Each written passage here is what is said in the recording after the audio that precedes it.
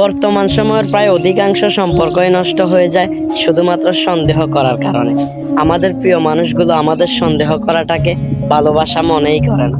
অথচ হুমায়ুন ফরিদী স্যার সন্দেহ নিয়ে কত সুন্দর একটা লেখা লিখেছিলেন।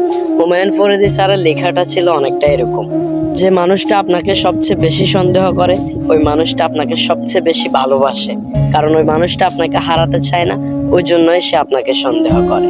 বিল গেটস সন্দেহ নিয়ে খুব সুন্দর একটা ছন্দ বলেছিলেন।